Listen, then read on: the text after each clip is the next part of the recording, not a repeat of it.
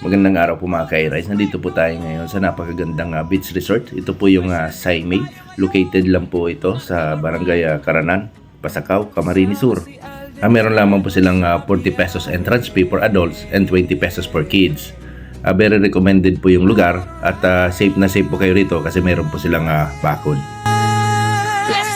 Pagmulat ng mata, araw pa'y nag-aabang. Si Alden nasa kanto, may hawak na kantang pampasaya, pampawala ng lungkot. Parang reggae beat na biglang kumakatok. Sa bawat tagbang niya, parang chill. Ito naman yung canopy tent nila. Magkano naman dito, sir? Ang day rate niya po is 500 po. Overnight po 700. May- Nagpro na po siya ng isang table po, tsaka apat na monoblock po na upuan. Kung gusto niyo pong mag-add ng upuan, 10 pesos po. Tsaka 10 pesos each. 10 pesos each po. Tsaka yung table din po, 100 po yung kung ma-add po kayo, adds po kayo ng isang table, 100 pesos. Wala po siyang minimum. May yung maximum. Wala po siyang maximum. Kahit ilan po yun, sir. Okay, thank you, sir. Anong tawag dito, sir, sa to? Yung cottages na ito, sir? Dito po sa luwa meron po tayong front cottage. Ito po yung beachfront cottage. Front cottage. Magkano naman yan, sir?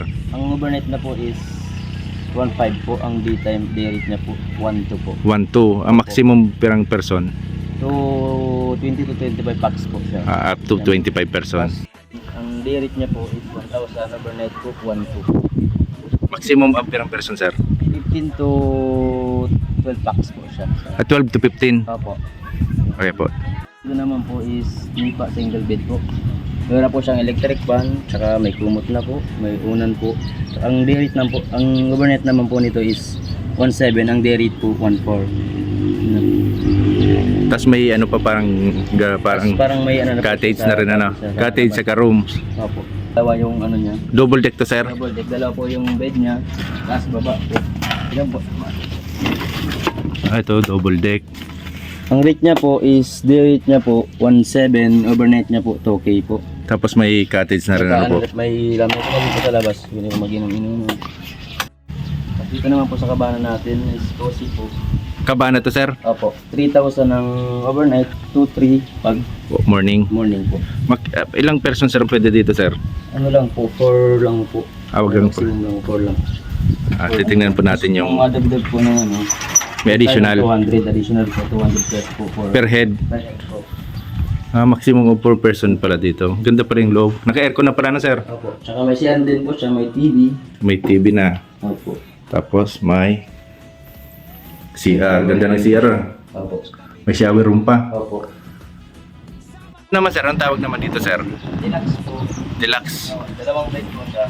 Sa overnight po, 3-4. Overnight 3-4. Opo. Pag day rate po, morning, 3,000 po siya. 3,000. May CR po, may aircon na din Yan po. siya. Double bed na siya. Double bed na po. May aircon. Tapos may ano lang po, TV. maximum niya 6 lang po. Hanggang 6 person lang. 6 person Pero kung lang. mag-additional, 200 per head. Po, opo.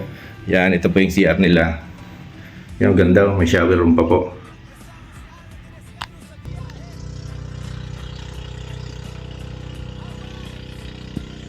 Let's go!